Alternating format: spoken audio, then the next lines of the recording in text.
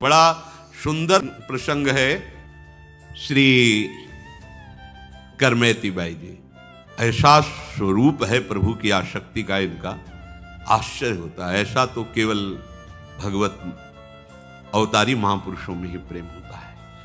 कैसा समर्पण प्रभु के प्रति, कैसा त्याग। और ये हुआ है भगवत चर्चा श्रवण से। शेखावत राजा की पुरोहित श्री परशुराम जी की पुत्री थी। इनका निवास स्थान खंडेला राजस्थान। अब परशुराम जी अधिकतर भगवत चर्चा ही करते रहते थे। भगवत नाम कीर्तन, भगवत चर्चा का प्रभाव होता है। अब प्रगट भी उन्हीं से हुई और बचपन से बैठ करके भगवत चर्चा सुनती रही। कैसे कोई बच पाएगा?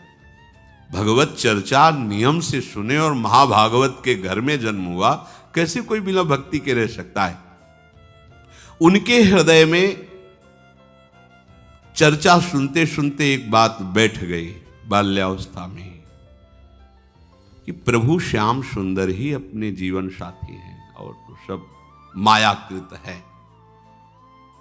पर क्या है कि लोक व्यवहार का, समाज में जीने का बड़े बड़े विद्वान आदर करते हैं। कैसे जिया? ठीक है, वो अंदर का भाव, पर बाहर से तो पहले क्या था कि हमारी पुत्री पवित्र रहे और इसका जीवन पवित्रता पूर्वक निर्वाह हो, इसलिए यौवन अवस्था के आने के पहले ही ब्याह कर दिया जाता था। ब्याह होके वो ससुराल नहीं जाती थी, माता पिता के पास ही रहती थी। अभी किशोर अवस्था की तरफ पदार्पण हुआ और ब्याह हो गया, निश्चित हो गया तुम्हारा पति ब्याह। अब अपने मन को एक सही रास्ते पर, सही दिशा पे चलाना है। पति पत्नी का संयोग नहीं, वो जब यौवन अवस्था के 18-20 इस पे गौना होगा, पर ब्याह 10-12 इतने पे ही हो जाता था, क्योंकि वो पवित्र बनी रहे, उसकी मन की धरा एक धर्म पूर्वक चले, ऐसी पहली मर्यादा थी। ऐसा ही करमेती बाई के साथ हुआ। ब्याह तो पहले ही हो गया, पर अब जब ये 16 वर्ष की हुई तो इनके गवने का संबंध, ससुराल भेजने के लिए, तो उनके ससुराल पक्ष के लोग आए। बड़ा उत्साह हुआ परशुराम व्यास जी को, बेटी का अब गौना होगा। और राजपुरोहित थे, धन की कोई कमी नहीं थी।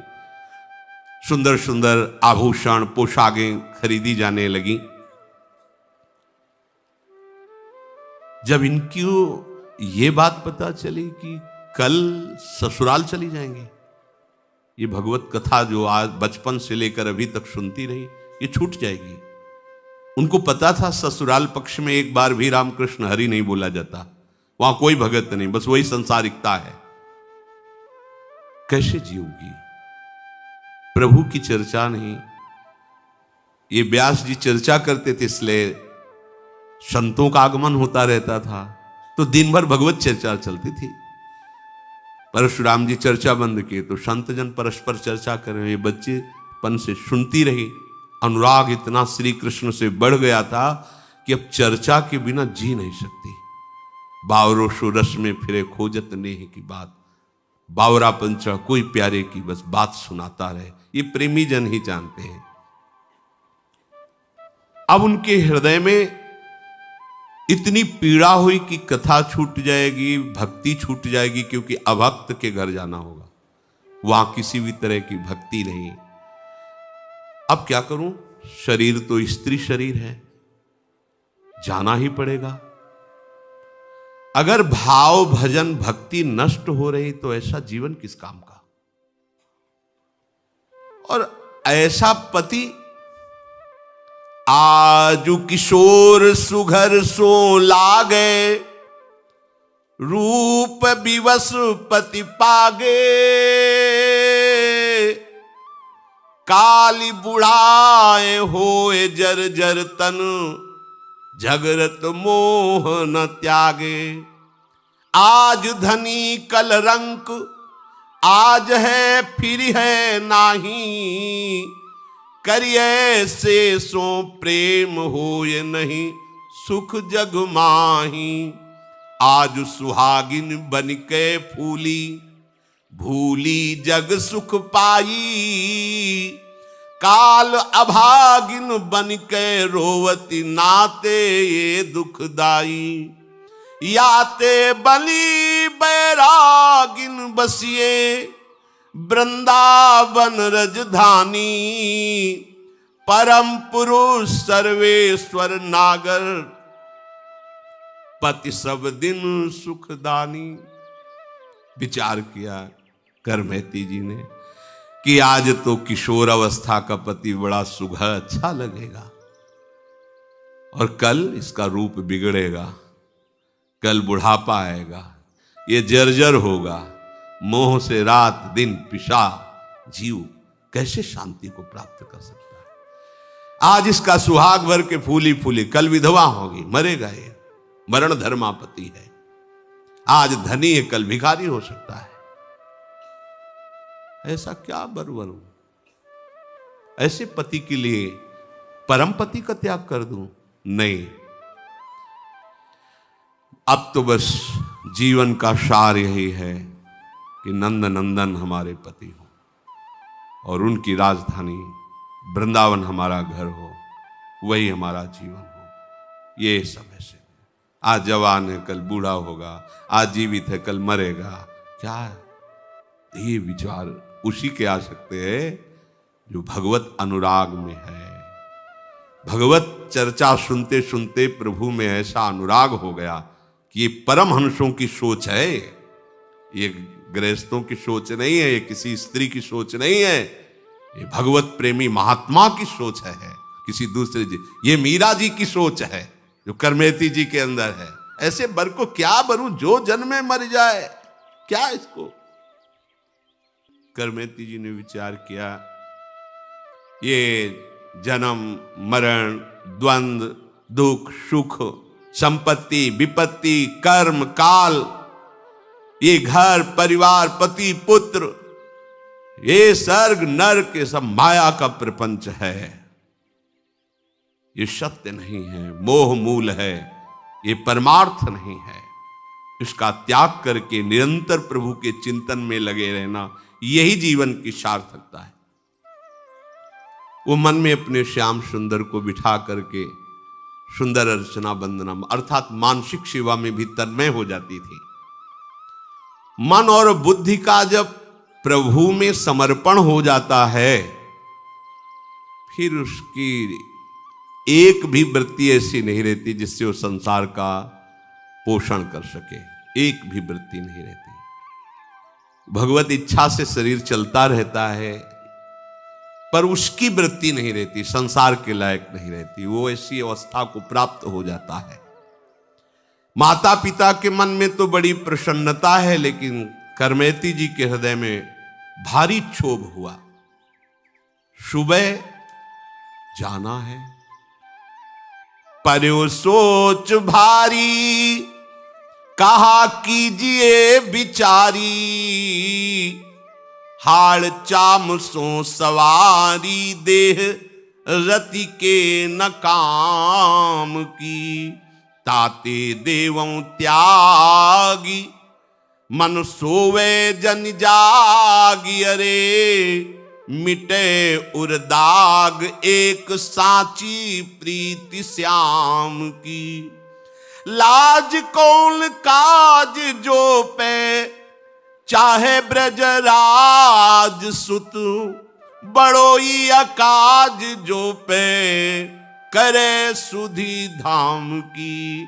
जानी भोर गौनो होत, शानी अनुराग।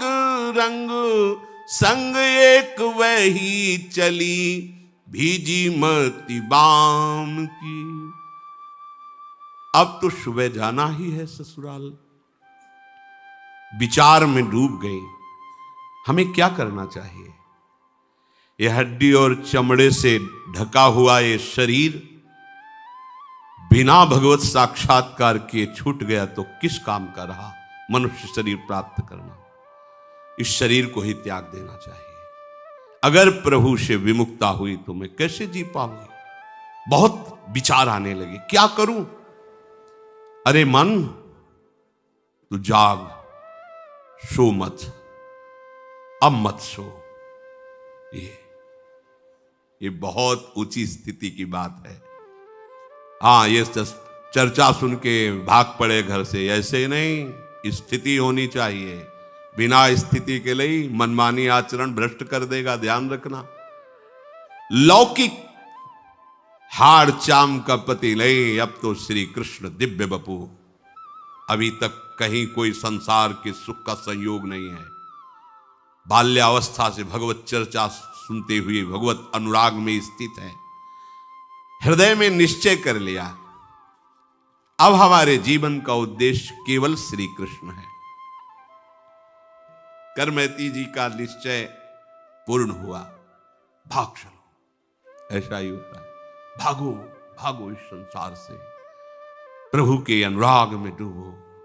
ये भगवत कृपा से ही होता है, ये सिखाने पढ़ाने से नहीं होता। ये सिखाने पढ़ाने से मरकट वैराग्य होता है। बाबा जी बन गए अनुकूलता के लिए, भोगों के लिए, और जहां प्रतिकूलता आई तो ये लो अपनी लकुट कमरिया बहुत है नाच, फिर मनमानी आचरण। ये मार्ग ऐसों का नहीं है, ये प्राणों की बलिहार करके चला जाता है। अब हर कष्ट हमारे लिए सुंदर सुंदर सुख सामग्री होगा।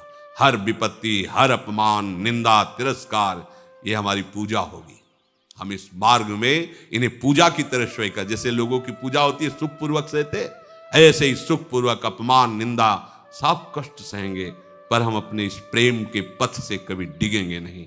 प्रेम पंथ अति कठिन है, सबको निभात नाई। ये सबके बस की बात नहीं, सब कोई कर सकता है, पर भगवत आश्रय और इतना दृढ़ कि बस अभी प्राण चले जाएं तो कोई परवाह नहीं, ऐसी स्थिति। करमैती जी ने देखा कि सब सो गए, आधी रात का समय है।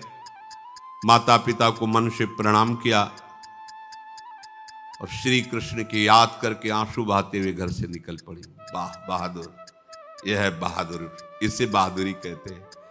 पति के मिलन की सुबह वेला है, सांसारिक सुखों की भरमार है क्योंकि राजपुरोहित है, नवीन अवस्था है, स्त्री शरीर है, ये बहादुर चल पड़े। अब तो जो कुछ हो नंद नंदन के सिवा, प्रभु के सिवा हमारा कोई नहीं। मैं चली री तहां जहां मोहन मुरली, मधुर मधुर धुनी बाजेरी, जमुना पुलिन सुभग वृंदावन, मोहन मदन विराजेरी। कैसा सुख होता है जब उपासक एकमात्र भगवान का आश्रय लेकर सारे संबंधों को तृण की तरह तोड़कर जब कदम बढ़ाता है। सच्ची सच्ची भगवान ऐसे गोद में ले लेते हैं उसे। केवल भगवान ही उसकी बात को जानते हैं और वो केवल भगवान की कृपा को ही समझ पाएगा, दूसरा नहीं समझ पाएगा। मैं चली री तहां, कैसा अनुभव हो रहा होगा जब अर्धरात्रि का समय है, सारे संबंधों को तोड़कर अभी तक घर के बाहर नहीं निकली थी, जानती नहीं वृंदावन कहाँ है, कहाँ क्या संसार का स्वरूप है। नंद नंदन को हृदय में रखकर चलो वृंदावन। मैं चली री तहां जहां मोहन, वो उपासक कर रहे हैं। उस समय की स्थिति को सोचो जरा, सारे सुख एक तरफ हैं, सारे संबंध एक तरफ हैं, जानती नहीं वृंदावन किस दिशा में है, कहां है, अभी तक बाहर ही नहीं निकली। राजपुरोहित की पुत्री है, अर्थात राजकुमारी की तरह पोषण हुआ है, सारे सुखों को तिलांजलि देकर। हाँ, नारी मुई घर संपत्ति नासी, मूड मुड़ाए भय सन्यासी, ये तो बात अलग है। विपत्तियां हैं, बड़ी समस्याएं हैं, चलो एक मार्ग है, बाबा जी बन जाते हैं, खाने पीने की मौज रहेगी, कोई मेहनत नहीं करना, बड़ा मस्ती, चार प्रणाम करेंगे, ये सब ये इन पथिकों का मार्ग है जिन्होंने ब्रह्मादिक के भोगों को भी ठुकरा दिया। मृत्यु लोक के भोगों की क्या बात, अपने प्यारे के लिए जिन्होंने जीवन न्यौछावर कर दिया। मैं चली री तहां जहां मोहन मुरली, मधुर मधुर धुनि बाजेरी, जमुना पुलिन सुभग वृंदावन, मोहन मदन विराजेरी। सजन नील घन श्याम बरन तन, लसत दामिनी छाजेरी। मोर मुकुट की शोभा बरनो, इंद्रधनुष दुति लाजेरी। ये शो अभी चली है, कदम निकाला, देख लो श्याम सुंदर बस गए मानस पटल पर। कोई उनके लिए कदम निकाले और फिर वो सिक्का साथ न दे, ऐसा नहीं होता। चल दिए, उन्होंने कदम उधर निकाला और वृंदावन बिहारी उनके मानस पटल पर, चल मेरी रूप माधुरी ले चलेगी तुझे मेरे धाम। देख रहे सजल नील घनश्याम शोभा प्रभु की, मोर मुकुट की अद्भुत शोभा। घूंघरवारी अलके झलके, चंदन तिलक ललाटरी। अमल कमल दल मंजुल नैना, जोवत है मम बाटरी। कुंडल किरण कंठ कौस्तुभ मणि, आनंद मुख्य प्रकाशीरी। देखे बने वह चरण धरन गति, कौतुक कुंज निवासीरी। एक खास बात इसमें कह रहे, अमल कमल दल मंजुल नैना, जोवत हैं मम बाटरी। प्रभु ऐसे देख रहे मानो आज तक आपका इंतजार करता रहा, आप आ रहे हो, स्वागत है आपका, मेरा रास्ता देख रहे। अगर आप प्रभु के लिए रास्ता देख रहे हो तो प्रभु आपका रास्ता देख, कि आप एक कदम निकाल के तो देखो मेरे लिए, मैं तुम्हारे साथ हूं।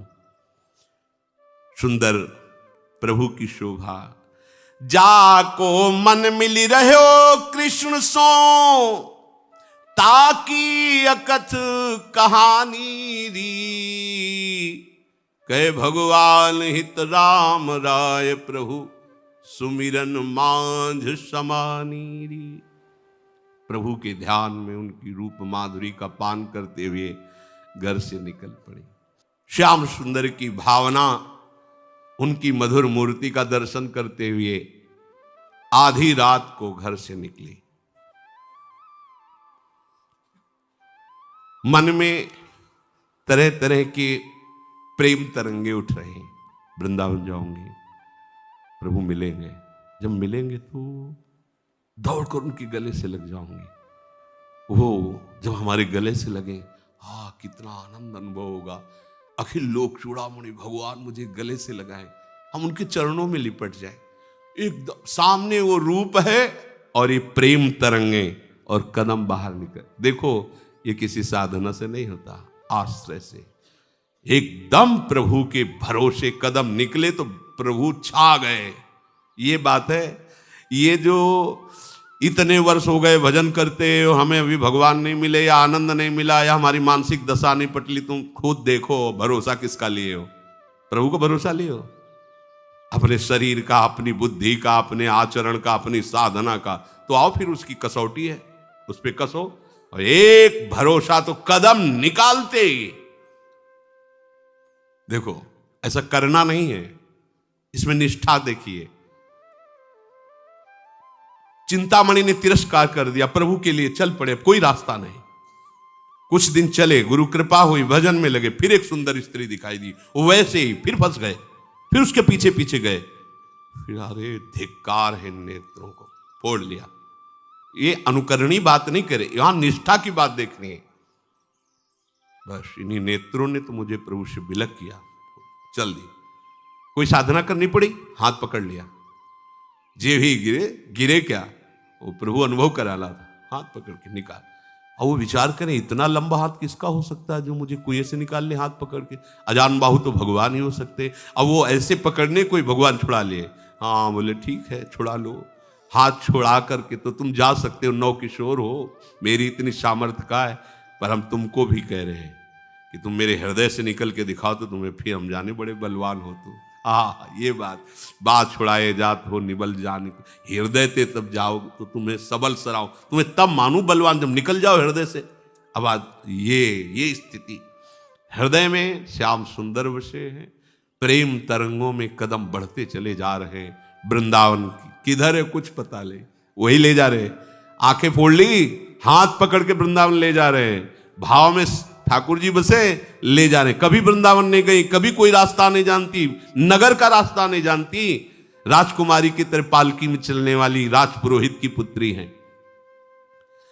अब प्रातः काल इनका नियम था, जब ये शैया से उठती थी तो प्रभु के मधुर नामों का उच्चारण करती। ये भक्तों का स्वभाव होता है।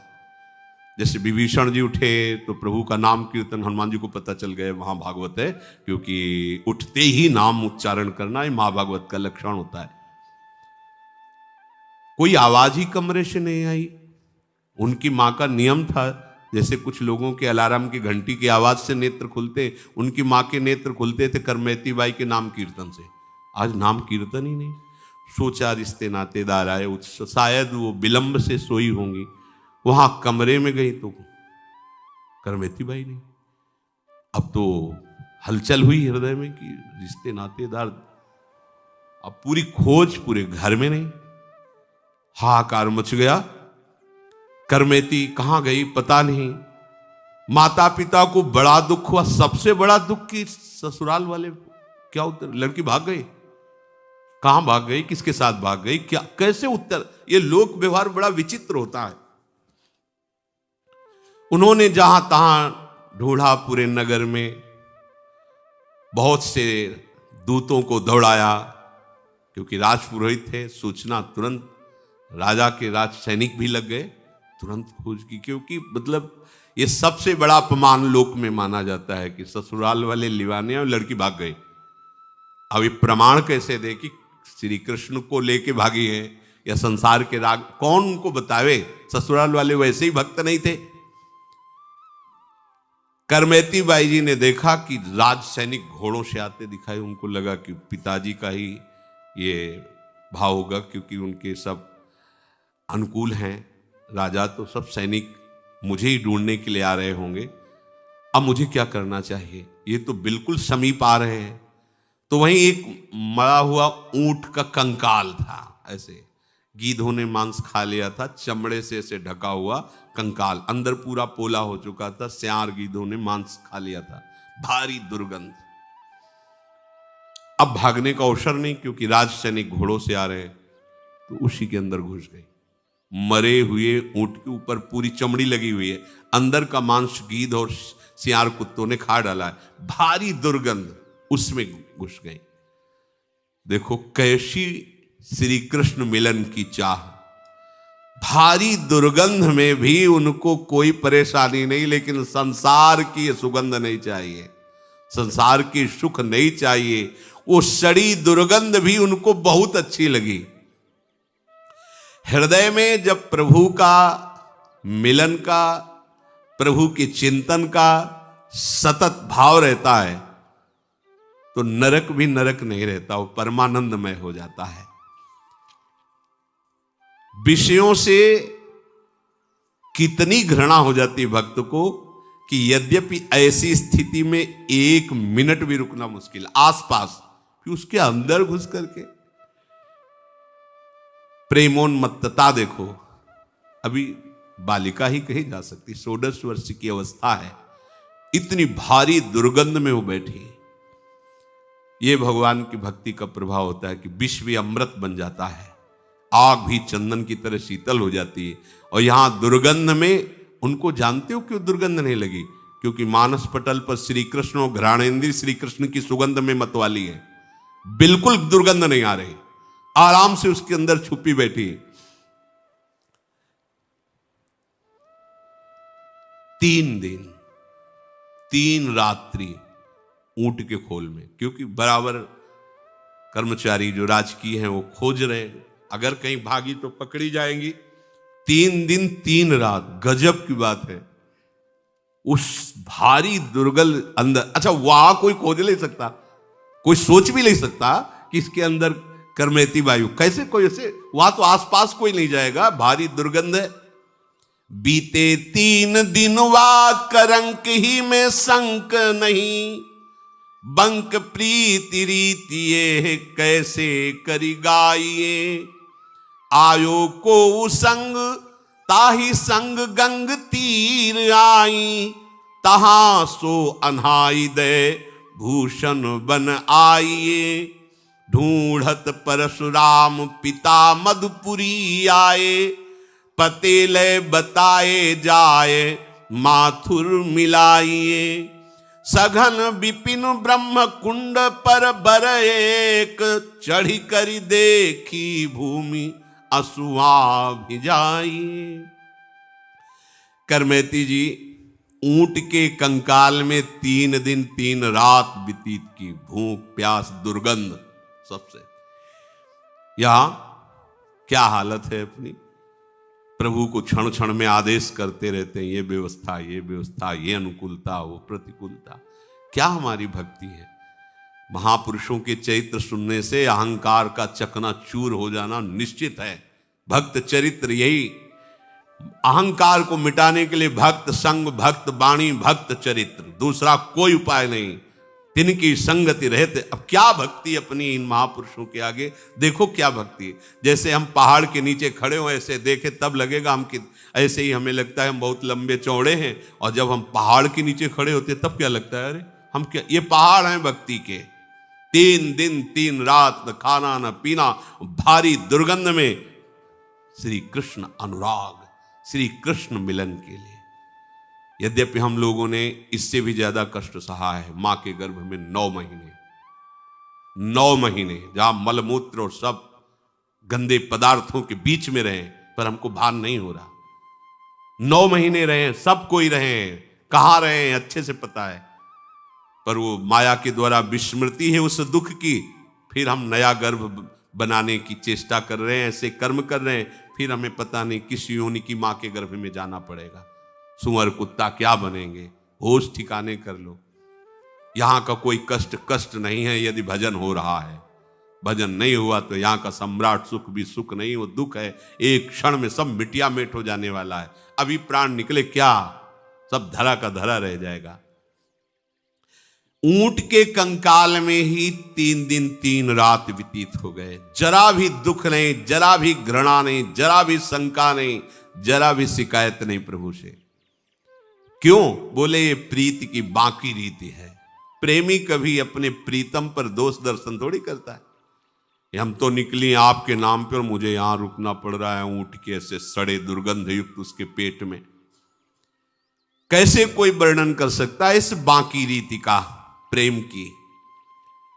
चौथे दिन ऊंट के कंकाल से निकली, क्योंकि बराबर से ढूंढते ढूंढते हार गए। उसी समय वहीं से एक तीर्थ यात्रियों का दल निकला, नाम कीर्तन करते हुए। बड़ा सुख मिला, उनके पीछे पीछे लग गए। वो गंगा स्नान के लिए जा रहे थे। शोरों में गंगा जी विराजमान, उनके साथ वहां गई, गंगा स्नान किया। देखो भगवान का विधान, ऊंट के शरीर में रहे, गंगा स्नान किया। फिर विचार किया, ये सोने की जंजीर, ये अंगूठी, ये कंकन, ये शोभा नहीं देते भगवत मार्ग के पथिक को। तो वही जो ब्राह्मण आदि तीर्थ पुरोहित होते हैं, उन्हीं को सब आभूषण जो कीमती सब उतार करके दे दिए। तहां से अनहाइद भूषण बनाए। कैसे? वृंदावन में अब कोई श्रृंगार नहीं, जो भी सांसारिक कीमती वस्तुएं थी वहां तीर्थ पुरोहित को दे दिया। अब परशुराम जी ने विचार किया कि श्री कृष्ण की रूप माधुर्य वृंदावन बात सुनकर के वो विकल हो जाती थी, तो वो और कहीं नहीं जा सकती, वो वृंदावन ही जाएंगी। और ऐसा ही हुआ। गंगा स्नान करके वहां से पूछते हुए वृंदावन धाम की उन्होंने यात्रा की। और वृंदावन धाम में जो अच्छे आभूषण आते वही उतार देते, यहां के कपड़े भी उतार दिए। बड़े बड़े पत्ते बट वृक्ष के जैसे ऐसे, उनको ऐसे शरीर पर गीली मिट्टी ऐसे पोत ली, ऐसे लगा ली। कैसा वैराग्य, गजब का वैराग्य। पत्ते से ऐसे शरीर के स्थानों को ढक करके रात दिन भजन में लगे। वृंदावन का उस समय वास अत्यंत दुर्लभ वास, क्योंकि सिंह, भेड़िया, चीते, मच्छर, सांप, बिच्छू, ये सब। अब आज तो आधुनिकता का बहुत कुछ नहीं, कहीं कोई बिजली, ये सब रोड, ये सब नहीं। बाहरी लोगों का तो यहाँ आना ही नहीं। जो भगवत प्रेमी हैं वही कोई कदम रख सकते थे, नहीं। वृंदावन केवल उन महापुरुषों के लिए था जो प्रिया प्रीतम के अनुराग रंग में छके हुए हैं, जिनके बस कर करवा कामरी कांधे में कुंजन माही बसेरो। ये तो अत्यंत दुर्लभ रहनी है। व्यास जी ने, परशुराम जी ने विचार किया वृंदावन ही गई होंगी। वहां से आए और मथुरा में किसी चौबे ब्राह्मण के यहां रुके। वहां पता लगाया तो उनका, हाँ, कुछ दिन से चर्चा में है कि एक नव युवती वृंदावन में आई हुई है और बड़े वैराग्य से रह रही है। तो उनका वो हमारी बेटी ही होगी। चल, अब वृंदावन में ऐसे खोजना थोड़ी था कि ऐसे, तो वो पेड़ों पर उनके साथ आए और पेड़ों पर ऊपर चढ़ करके दूर दूर तक देखते। ऐसे नहीं घूम सकते थे आप, सघन वृक्षावली। जिस समय सब आचार्य कोटि के यहाँ ऐसा नहीं कि साधारण पुरुष आ सके कि यहाँ मनोरंजन, चलो वृंदावन घूम जाते, ऐसा नहीं था। कोई प्राण समर्पित करने वाला ही आता था यहाँ। और ये भी आए मथुरा के पंडा को लेकर, तो एक वृक्ष में चढ़ गए, दूर दूर तक देख लिया, फिर किसी ऊंचे वृक्ष पे चढ़ गए। ऐसे नहीं कि आप ऐसे ढूंढ लो, ऐसे घूम लो। तो एक वट वृक्ष के ऊपर चढ़े तो दिखाई दिया रज पोते हुए पूरे शरीर में ब्रह्म कुंड पर करमेती जी ध्यानस्थ विराजमान है। और ऐसा ध्यान कि आंख मुंदी हुई, आंखों से अश्रु बह रहा है। वहां की भूमि भींग गई, इतने आंसू। यहां दो चार बूंद आंसू गिर जाए तो अपने को हम प्रेमी छपवाना चाहते हैं। वहां दशा क्या है, कितना कठोर जीवन। ये आंखों से अश्रुओं की धार बह रही, भूमि गीली हो गई। देखो इसमें वर्णन किया है कि देखी भूमि अश्रुआ भिजाइए। ऊपर से देख रहे हैं बट वृक्ष से, वहां की भूमि गीली सामने की दिखाई दे रही। इतना श्री कृष्ण प्रेम में अश्रु प्रवाह हो रहा है। ये रंग जी के मंदिर के निकट है ब्रह्म कुंड। ये प्राचीन तीर्थ है। वत्सहरण के बाद ब्रह्मा जी ने यहीं प्रभु की स्तुति की थी, प्रदक्षिणा की, नमस्कार किया। इसीलिए इस तीर्थ का यहाँ बड़ा महिमा है, जो रंगनाथ जी के समीप है ब्रह्म कुंड, इसीलिए उसे कहा गया। वहां हो दूर से देखा मूर्तिमती मानो तपस्या विराजमान हो। वृक्ष के ऊपर चढ़ के देख रहे थे सर्प, बिच्छू, बाघ, भेड़िया, हिरन, मयूर, पशु पक्षी, ये आसपास सब घूम रहे थे करमेती जी के। ये वृंदावन में बड़ो ही कठिन है वृंदावन बास महापुरुषों। यहाँ का मच्छर ऐसा डंक जैसे बिच्छू मारे, ऐसे यहाँ के मच्छर। पदों में लिखा है, नागरीदास जी ने पदों में लिखा है, यहाँ के मच्छर, मतलब वो पदों में रचना की कि यहाँ के मच्छर ऐसे थे। और ब्रजवासियों की हृदय वृत्ति बड़ी कोमल है और वचन बहुत कठोर है, हेलना पूर्वक। इनके प्यार को समझ, रे बाबा, अरे तो जैसे हजारों घूमे, चल आ रोटी खा ले। ऐसा लगेगा झगड़ा कर रहे हो, गरम गरम रोटी घी से चुपड़ी खवाए। इनके वचनों को जो है कभी अन्य भाव से न ले। इनकी जैसे गोपाल सहस्त्र नाम, ऐसे इनके गालियां निकलती हैं मुख से। जब ये बहुत प्यार में होंगे तो दो चार गालियां ये आपको प्रसाद में देंगे। उसे कि हमें गाली दे रहा है, ऐसा नहीं, ये प्रसाद है इनका।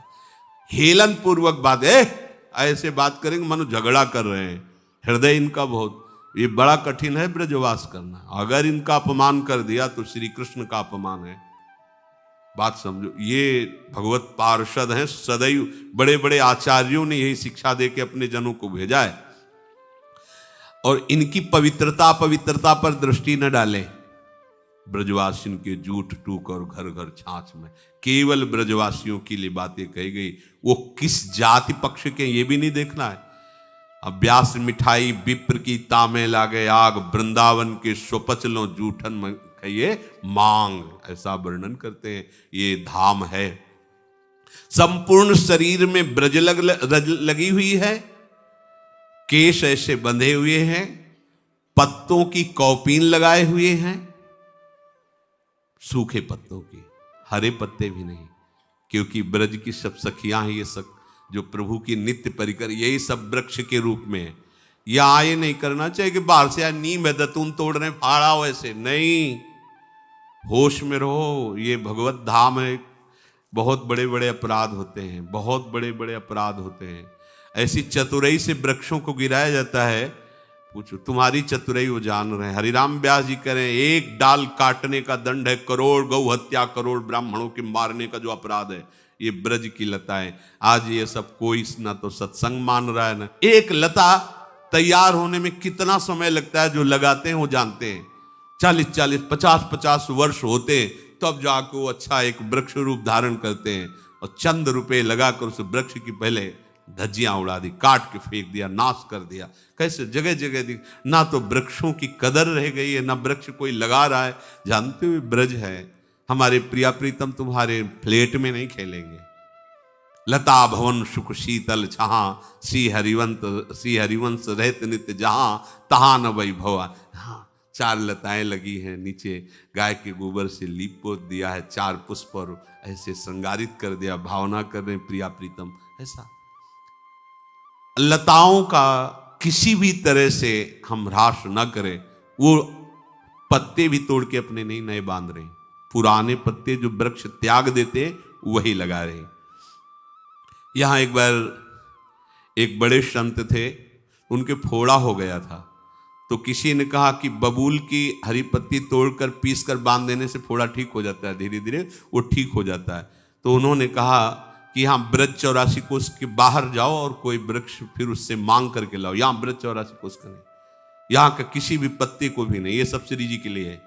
ये 84 कोस के ये श्री जी के लिए, श्री जी के लिए डाल पत्ता जो भी टहनी उनकी शोभा श्रृंगार अपने प्रयोग के लिए नहीं है। मना कर दिया था, नहीं हमारे फोड़े में बांधने के लिए नहीं, जाना 84 कोस बाहर से लाओ, या नहीं।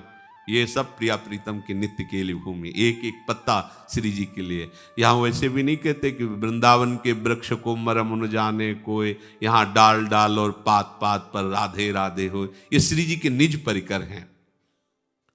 अब ऊपर से चढ़ के देखा, जबकि ब्रह्म कुंड में ध्यानस्थ करमेती जी विराज। अब तो नहीं रहा गया, चिल्ला के रो पड़े, वृक्ष से नीचे उतर करके आए। पहले तो थोड़ी देर बैठे रहे कि शायद आंखें खुले, जब देखा आंखें ही नहीं खुले तो लिपट गए चरणों में। बहुत बड़े विद्वान भी हैं, भक्त भी हैं, पर भक्त की चरम अवस्था करमेती बाई की है।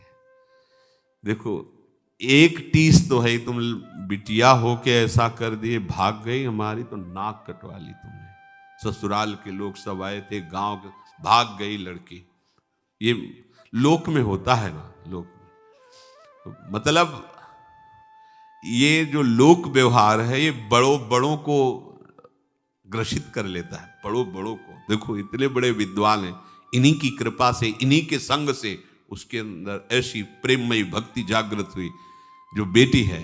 लेकिन पिता सब कुछ जानते हुए भी लोक का इतना प्रभाव है कि यद्यपि भक्ति को जानते, भाव को जानते, तभी तो चरणों में गिरे, पर कह रहे तुमने बहुत हमारी नाक कटवा दी। सब जो राजपुरोहित थे, हमारी धाक थी, हमारे को 4 लोग दंडवत करते थे, अब 4 लोग बातें करते, नाक कटवा दी तुमने। उतरी के आए रोए पाए लपटाए गयो, कटी मेरी नाक जगमुख ना दिखाइए। चलो गृहवास करो लोक उपहास मिटे, सासु घर जाओ मत सेवा चित लाइए। को सिंह व्याघ्र अजू बपु को विनाश करे, त्रास मेरे होत फिरी मृतक जीवाइए। बोली कही सांच बिनु भक्ति तन ऐसो जानो, जो पे जियो चाहो करो प्रीति जस गाइए। करमेती जी के पिता बट वृक्ष से उतर कर आए और करमेती जी के चरणों में लिपट गए। उन्होंने आंख खोली, देखा पिता। बोली बेटी ऐसे छिप कर भाग आना, तुम्हारा तुम जानते हो मुंह दिखाने लायक नहीं रहे।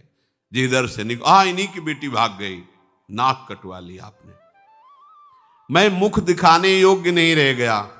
एक बार चलो तुम, संसार में मेरी हंसी हो रही, मेरी निंदा हो रही, तुम चलोगी तो शांत हो जाएगी।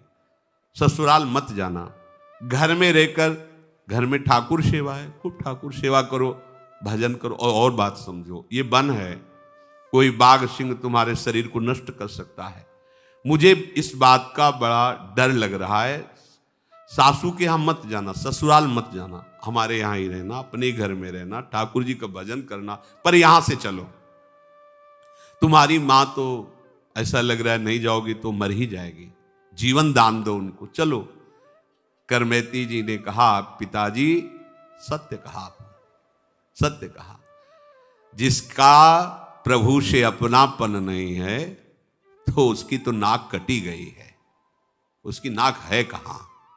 वो तो जीवित मुर्दे के समान, जिन हरि भगत हृदय ने यानी जीवित सौ समान थे। वो मुंह दिखाने लायक भी नहीं जिसके हृदय में भगवत प्रेम नहीं। वो समझते थे कि बेटी है हमारे उपदेश का आप प्रभाव पड़ेगा। नहीं नहीं, अब तो ऐसा रंग चढ़ गया, अब किसी का और रंग, इस श्याम सुंदर का रंग जिसके ऊपर चढ़ गया फिर कोई रंग नहीं चढ़ता। वैसे भी कारी कांवर पर कोई दूसरा रंग अपना प्रभाव नहीं दिखा पाता। आप जीवन चाहते हैं तो मैं जो कहती हूं करो, प्रभु का यशगान, प्रभु का नाम कीर्तन, ये बात छोड़ो। आप ऐसे भक्त होकर कि संसार में अब हम मुंह दिखाने लायक नहीं रहे। हृदय में जब प्रभु से अपनापन हो जाता है तो ठीक उत्तर देने में कोई भक्त कहीं भी नहीं हिचकिचाता। हिरण्यकश्यप से नहीं हिचकिचा रहे, 5 वर्ष के बालक है प्रहलाद जी। परशुराम जी कह रहे हैं कि मैं राजा का पुरोहित हूं, इतनी भारी प्रतिष्ठा समाज में है और तुम यहां भाग के चले आई हो, जानती हो हमारी क्या दशा हो गई है। किसके लिए रो रहे हैं? किसके लिए रो रहे हैं? बड़े विद्वान हैं, भगत है, किसके लिए रो रहे हैं? प्रतिष्ठा के लिए रो रहे हैं। मतलब आप देखो, जैसे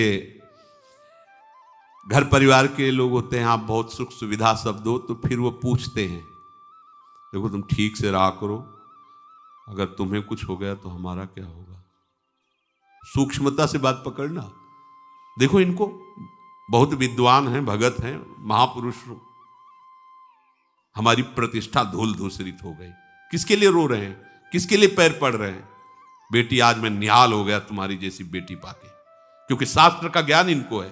तुम भगवान की ऐसी भक्ता, अब मुझे कोई परवाह नहीं, पर तुम्हारे शरीर को इस स्थिति में देखकर मुझे कष्ट हो रहा है कि तुम्हारे शरीर को ऐसी पीड़ा ना, कितनी सुकुमारता से पली तो थोड़ी बात समझ में आवे कि चलो एक भी शब्द, भय दिखा रहे हैं कि व्याघ्र सिंह हो सब तुम्हें खा जाएंगे, चलो तुम्हारी माता जीवित हो जाएगी, हमारी इज्जत बच जाएगी।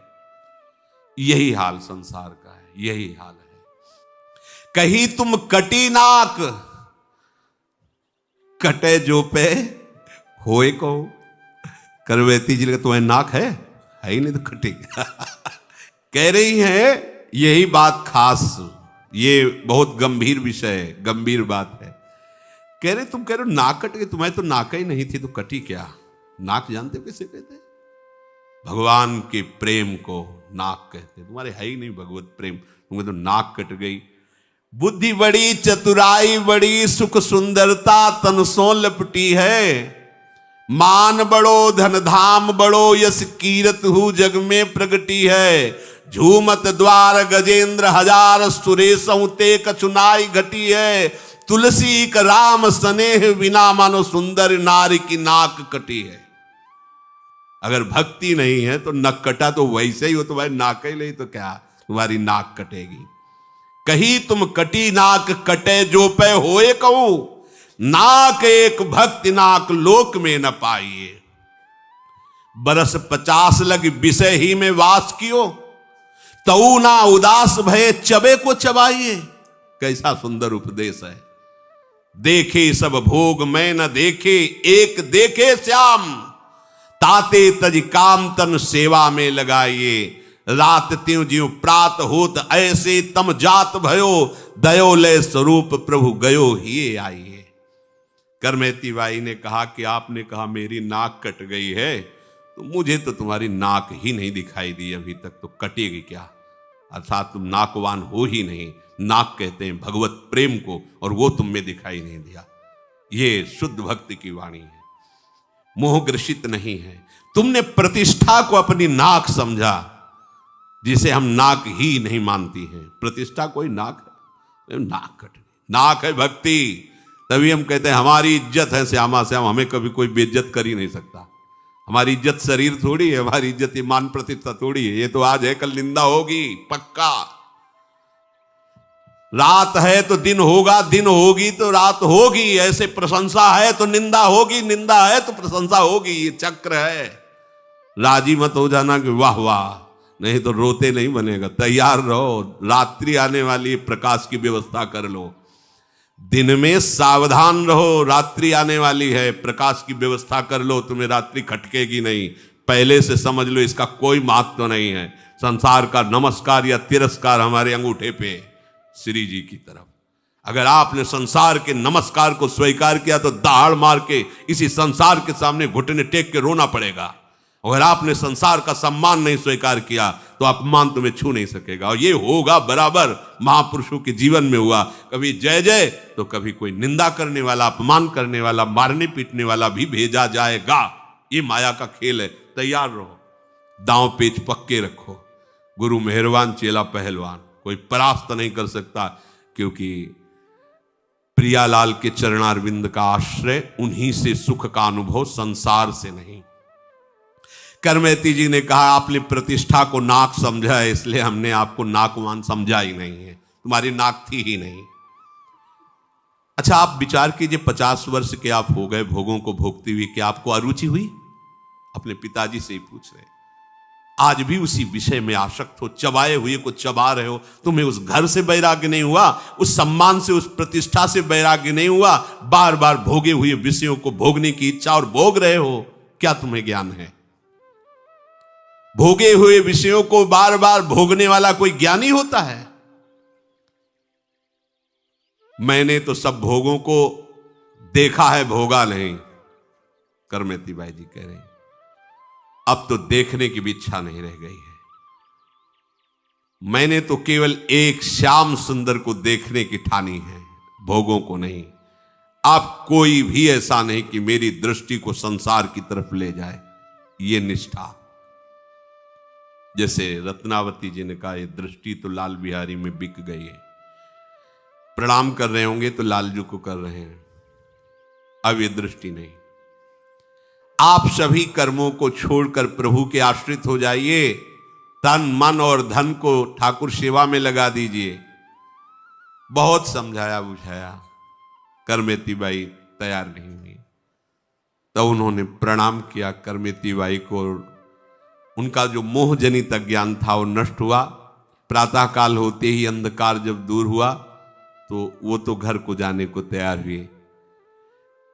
एक दिन यमुना स्नान करते हुए कृष्ण मूर्ति मिली थी करमेती बाई। उन्होंने वो मूर्ति लाकर छुपा दी थी, वो मूर्ति लाके दी और कहा इससे घर में विराजमान करो, साक्षात श्री कृष्ण है और इनकी सेवा में तन्मय हो।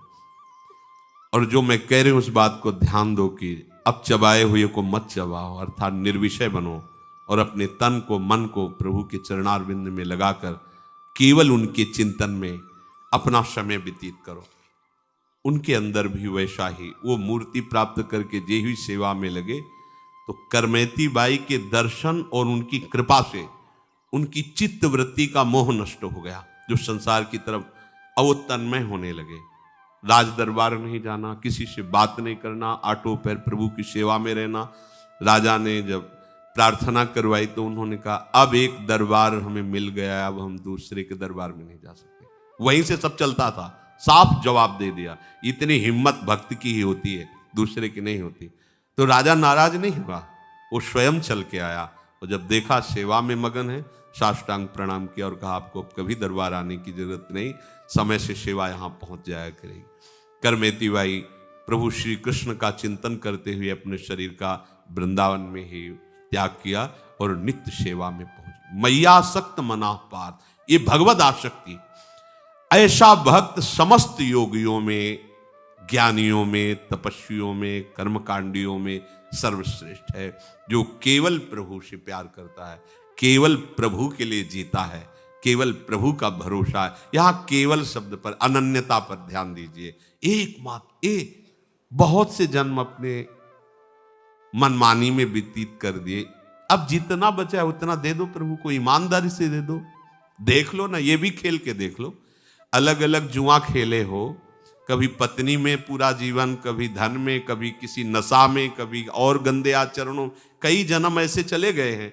एक जन्म, जितनी अवस्था अब आपकी है, जितनी में भी आप सुन रहे हो, इसे केवल प्रभु की अनन्यता में समर्पित कर दो, निहाल हो जाओगे। देखो भगवान प्रारंभ में सत्संग कि अगर वो अंतिम समय भगवत स्मरण नहीं बनता तो मैं उसका, मतलब मेरी तो बात बन गई। अपने लोगों को सोचना है मेरी बात बन गई, अब तो भगवद आश्रय ही हमारा जीवन है। और ये तभी माना जाएगा आप भगवद आश्रित हो जब केवल प्रभु का चिंतन, प्रभु का नाम, प्रभु का रूप, प्रभु की लीला, प्रभु का गुण, प्रभु के धाम, ये जीवन की परम सार्थकता है। शेष चर्चा आगे। श्री राधा वल्लभ लाल।